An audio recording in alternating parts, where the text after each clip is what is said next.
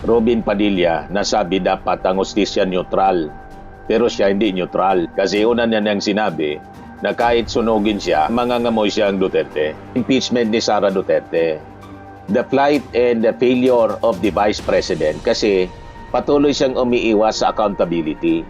Yung tiwala po, malaking tiwala ng mga tao, kumbaga yun ang sinasabi ng kanyang mga... Para sa mas mataas na antas, mga kababayan, ng integrity, isang obligasyong tuluyang tinalikuran, mga kababayan, ng Vice Presidente sa kanyang pagtakas sa ng kinabukasan ng bansa at ng posisyon ang nakasalalay, pero mas inuuna pa niya ang sariling bakasyon kaysa sa magpaliwanag siya sa taong bayan na nagtiwala sa kanya. Napakarami.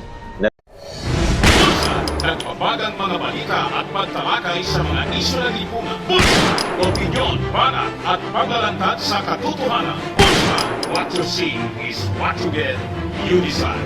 Hello po mga kababayan, si Dante Maravillas. Pag-usapan natin yung impeachment ni Sara Duterte na sabi ng defense, mga kababayan. Si Sara Duterte mataas yung ratings. At saka si Sara Duterte sabi ng isa pang nasa defense pero Senator Judge, si Robin Padilla na sabi dapat ang hustisya neutral. Pero siya hindi neutral kasi una niya niyang sinabi na kahit sunugin siya, mangangamoy siya ang Duterte.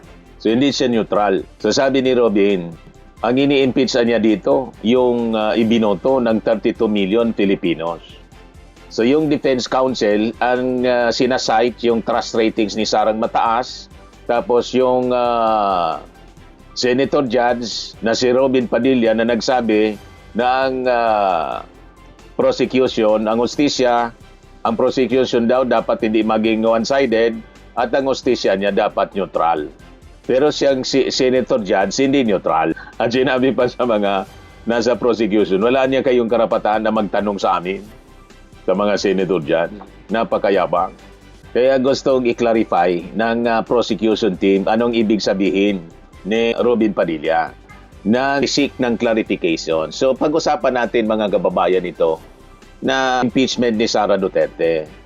The plight and the failure of the Vice President kasi patuloy siyang umiiwas sa accountability. Yung tiwala po, malaking tiwala ng mga tao, kumbaga yun ang sinasabi ng kanyang mga demand sa accountability. Trust demands accountability. Di ba? Kasi tiniwalaan ka. So, dapat accountable ka, mga kababayan, to the people. So, ang 32 million, mga kababayan, na naging boto, mataas na trust ratings nitong si Sara Duterte, halimbawa tanggapin natin kahit hindi tayo naniniwala na totoo yung trust rating niya, hindi kalasag po laban sa accountability. Yan ang malinaw dyan. Kundi isang mabigat na mandato para sa mas mataas na antas, mga kababayan, ng integrity. Isang obligasyong tuluyang tinalikuran, mga kababayan, ng Vice Presidente sa kanyang pagtakas sa paglilitis at sa paggapi ng kanyang sariling depensa. So patuloy yung kanyang pag-iwas sa accountability. Hindi siya umarap, mga kababayan, sa trial yun na lumayas na naman. Nasa Europe ngayon, mga kababayan, nasa pagpasyal-pasyal.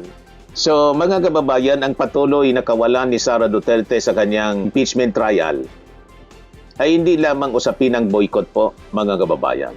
Ito ay isang kalkuladong pag-iwas sa pananagutan o evasion of accountability.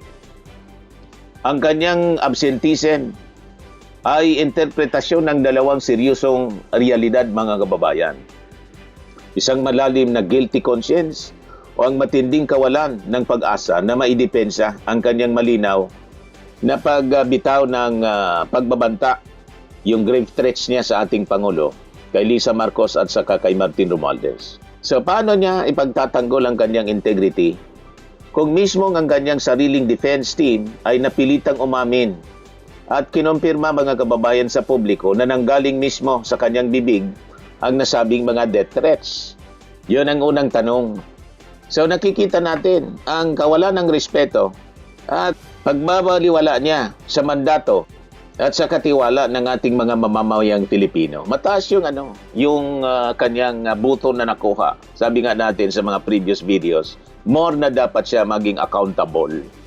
So kung ikaw ay binigyan, mga kababayan, ng pinakamalaking buto sa kasaysayan at may mataas na trust rating, ikaw ang dapat na maging pinakamagandang halimbawa, di ba po, ng katapatan. Hindi porkit sikat ka o madaming bumoto sa iyo ay pas ka na para po laktawan ang mga patakaran.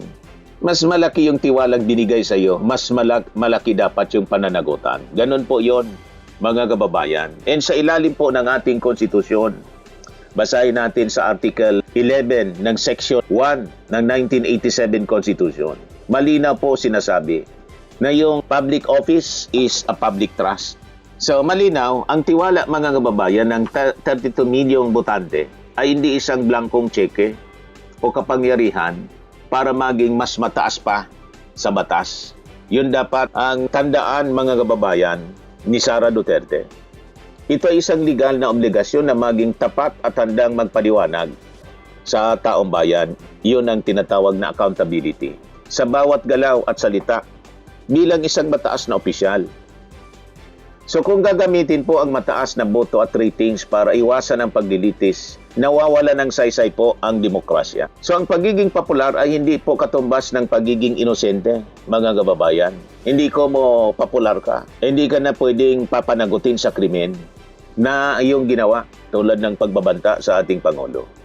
At maling paggamit ng pondo ng ating bayan.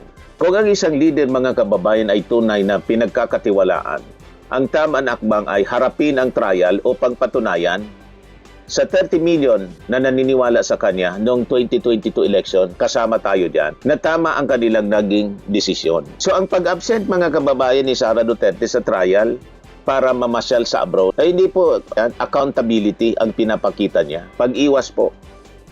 Habang nililitis ang kanyang kaso sa Senado, pinipili po ni Sara na bumiyahe at mamasyal sa abroad sa halip na harapin ang kanyang obligasyon. Napaka-irresponsable tingnan na ang kinabukasan ng bansa at ng posisyon ang nakasalalay, pero mas inuuna pa niya ang sariling bakasyon kaysa sa magpaliwanag siya sa taong bayan na nagtiwala sa kanya. Napakarami na nagtiwala sa kanya.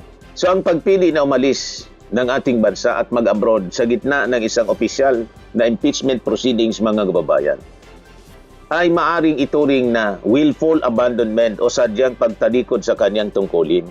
Tama ba? So bagamat walang direktang utos na nagbabawal sa kanyang bumiyahe, ang hindi pagdalo habang nasa ibang bansa ay nagpapakita ng matinding contempt o tahasan, mga kababayan, nakawalan ng galang sa kapangyarihan po ng Senado bilang isang mataas na impeachment court. So dapat ma-offend dito yung Senado. Of course, wala na tayong asahan dito sa mga Duterte senators kasi alam na natin kung ano yung kulay nila, kung ano yung posisyon nila, mga kababayan. Dinidepensa pa nga si Sara. Naging party na. Pag tinignan yung mga manifestations nila, party na sila ng defense team. Kasi nga po, napakalakas ng kaso laban kay Sara. At nilalampaso ng prosecution team ang defense team ni Sara Duterte. So yun, mga kababayan, ang desisyon na mamasyal sa abroad habang may trial, nagpapakita po ng prioridad ng isang tao. Kung mahalaga sa kanya ang tiwala na 32 milyong bumoto sa kanya, hindi niya tatalikuran dapat ang paglilitis para lang po mag-travel. So ang pag-abroad sa ganitong critical, mga kababayan, na panahon, ay patunay lamang na wala siyang intensyong makipagtulungan sa proseso ng hustisya. At mas pinili niyang takasan ang kahihiyan sa loob ng korte, mga kababayan. Ngayon, dito tayo sa pagkatalo ng kanyang defense, na napakalinaw po, talong-talo yung kanyang defense. Nangangamuti na po. Kitang-kita na talong-talo, walang kalaban-laban ang mga abogado po ni Sara Duterte sa trial. Wala silang mailatag na matibay na ebidensya o katanggap-tanggap na rason para ipagtanggol siya. Kaya tumulong na yung mga senator judges na kilalang Duterte supporters. Dahil baog at bagsak mga kababayan ang kanilang depensa sa mga argumento, mas pinili na lang nilang gumawa ng mga palusot kaysa ipaglaban ang kanyang kaso. So sa larangan ng batas, mga kababayan, kapag ang defense team ay nabibigong maghain ng mga sapat na legal na argumento or failure to state a valid defense, unti-unti nang humihina ang kanilang posisyon. Yan po ang reality ngayon ng defense ni Sara Duterte. Swimming and lifting cream, pinapahid po sa mga pulses in affected area. Mainam po sa paninigas ng mga kaso-kasuan. Ito naman po, Automax Radiant Serum. Sa mukha naman yung application, anti-aging po siya. You will look 10 years younger than your age. Sa mga cancer patients naman po, baka lang gusto ninyo itong itry. Neng siya red mixed fruit drink. Hindi mo po siya gamot, food supplement siya. Kaya lang, gawa siya mga kababayan sa goji berry. Yung goji berry may anti-cancer properties. O ngayon, yung mga inquiries ninyo, dumiritso na lang kayo sa aming messenger sa Facebook para masagot namin agad. Ayos pa? Ayos na ayos niya, Mr. Maravilla. Sa mga nagana po ng malinis and spacious fitness gym, pumunta lang po kayo sa aming Colossal Fitness Gym. May Grab car rental din po kami. But anyway, ito po pala yung aming bagong product na binibenta online. I am worldwide amazing pure organic barley powdered drink mix from Australia. Negosyo to ng aking anak na architect entrepreneur Riz Maravillas. Ayan po. Kontakin na lang po ninyo siya, Riz Maravillas on Facebook. Ang mga health benefits niya, boost immunity, improves digestion, enhance energy levels, packed with antioxidants, prevent cancer. Ito naman po yung bago naming product na binibenta online. Eye Glow Serum, whitening po siya. Tingnan ninyo yung epekto sa aking anak na architect before and now. Yung mga inquiries po ninyo, dumiretso na lang kayo sa kanyang Facebook account, Riz Maravillas.